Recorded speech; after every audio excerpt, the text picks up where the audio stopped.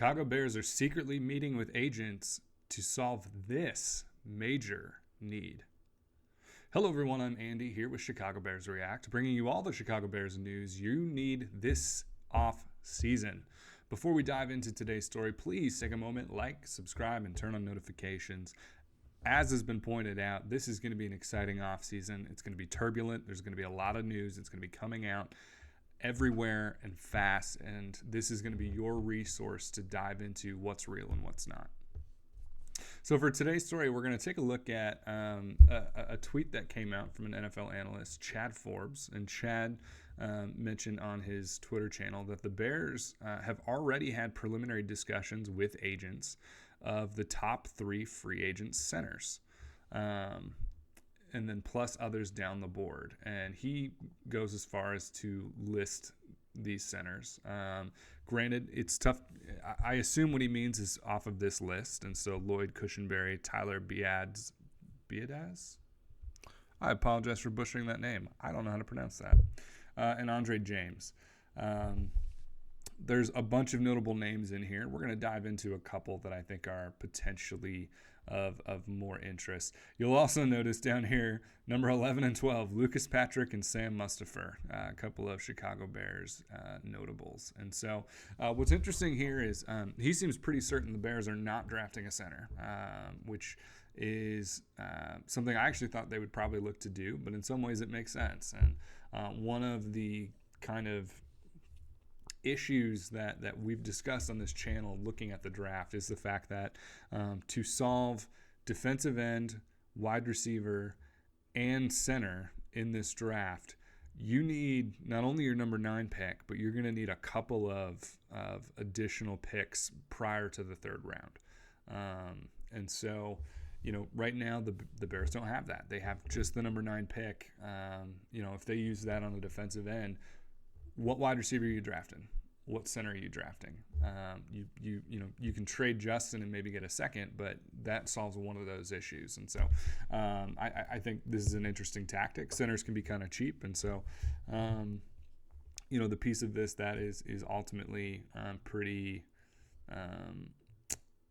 interesting to me is the Bears would probably have to spend more on a receiver or a defensive end than they would on a center in free agency. And so maybe this is a way, if we can draft one of those guys, now we can take what would be $25 million for like a Danielle Hunter and instead, pay the rookie salary, whatever that ends up being. It'd be a lot less. Whereas a center, maybe you're paying as much as $9-10 million a year, but you're not getting up in that huge kind of big market, big money range. And so so some of the centers that were mentioned here, include Lloyd Cushenberry, who he was with. He's been with Denver. He's been a mostly solid center there. I'm not sure that that's necessarily the best scheme fit, but according to PFF, he was the 10th best center in the NFL. So that's not bad. Let's see, who else was on this list? We have Tyler. I'm not going to pronounce his name. He's been with Dallas. He's the 14th ranked center according to PFF. He's young, 26. He's an interesting potential option. Both of these guys, you're talking about being somewhat affordable. I think probably for someone like Tyler, you're looking at maybe like a $6 to $8 million a year kind of player. Lloyd would be a little bit more. He's going to command a little bit more. He's probably going to be double-digit millions. So, and then the third name there, Andre James. Andre is also a fairly young center, 26, coming out of Las Vegas. He's the number 9th ranked center, and he. Again, maybe not the most obvious scheme fit, but he's a solid center. And so one thing that I think is helpful about bringing in a veteran center is ultimately being a center is about a lot more than just can you block. You got to do the protections. You have to, in a lot of ways, set the line. You are helping the quarterback do a lot of the pre-snap adjustments and reads, right? And so if you're bringing in a rookie quarterback, which we assume they're doing, pairing that rookie with a veteran center who ultimately has experience doing those things already could help kind of move things along. There's a few other guys, though, that I think are worth kind of taking a look at here. The top center, according to PFF, is Connor Williams, who Chad has here at number 4. Connor probably would be getting a pretty sizable payday this offseason, except he tore his ACL in week 14. And so you're looking at a player who, might have to take like a 1-year prove-it deal. Or something with less guarantees, but he could be an interesting person. He comes from this same kind of zone, kind of wide zone blocking scheme that Shanahan McVay used. This is the same run scheme that the Bears are going to be utilizing, and so not only is he, from a talent perspective, arguably the best that's going to be available, he's somebody who has more familiarity in the system. Couple other names that I think are worth noting. One that is on here and one that is not. So if we look at, let's see, where did they have Aaron Brewer, who he has here at number 6. Aaron is coming out of Tennessee, and they run that kind of zone blocking scheme, and so. Aaron Brewer is somebody who has some of that experience. That's a team that's going through kind of a change in philosophy, moving on from Mike Vrabel, and so I think there's a real possibility that that's a player who could sneak out into free agency. And maybe not concern Bears fans as much. Because, again, you have to ask the question, if this is somebody that's not being re-signed by their team, why? Centers are cheap enough that most teams, if they have one they like, aren't necessarily looking to get rid of. So you always have to ask yourself why. And so, it's a real possibility that that's just going to be a scheme change kind of opportunity.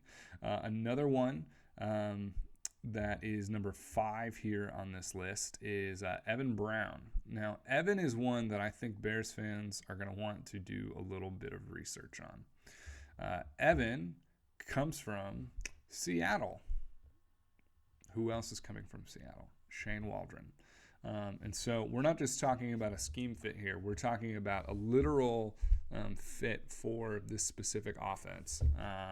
This is somebody who they're not going to be probably even above average center, but you're looking at somebody who can at least give you that average kind of play from your center position.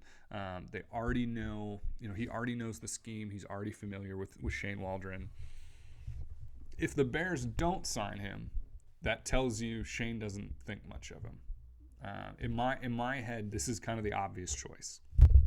If Shane thinks enough of Evan, I would expect the Bears would be the team that ultimately signs him. And then kind of one more name that does not show up actually in Chad Forbes' list, but I think is worth mentioning is Coleman Shelton. Coleman is a center/guard from the LA Rams. And the reason I think he's interesting is because one, again, he comes from that McVay-Shanahan tree. And so he's familiar with that zone block scheme. That's really important. That's been the Bears' bread and butter. It's going to continue to be their bread and butter. On top of it, though, one thing that we've seen is of the utmost importance to Ryan Poles is offensive line versatility. And so anytime you can bring somebody in who has the ability to kind of change positions, that's interesting. And one possibility I could see here, because ultimately Coleman is probably only going to cost you about $5 million. Now, that might give you a little bit of Lucas Patrick vibes, but this is somebody who has more experience than Lucas Patrick has had. This is somebody who has, he was the 17th ranked center this season according to Pro Football Focus. So this is still like an average center that you could get for a pretty cheap contract. And an interesting possibility would be if you sign him and then draft a center. And the reason I think that's interesting is because I do not trust Tevin Jenkins to play an entire football season. And the Bears have to have a plan for that. And so if you could go into the season with Shelton as your starting center, but knowing that you're grooming your eventual starting center, and you could shift Shelton over if an injury happens on that offensive line, that's a big deal. That makes it easier in my mind to carry a couple of centers on the roster. And so the Bears really value that. It's why Lucas Patrick was someone that they wanted to begin with, because he can play multiple positions.